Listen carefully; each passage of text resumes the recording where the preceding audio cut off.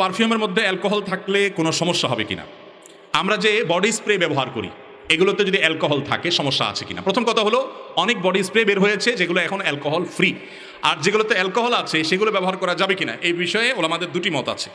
একটি মত হলো এগুলো ব্যবহার করা যাবে, কারণ অ্যালকোহল এটা যেটা পান করা হয় মাদক হিসাবে, সেটা পান করা হারাম, এতে কোনো সন্দেহ নেই।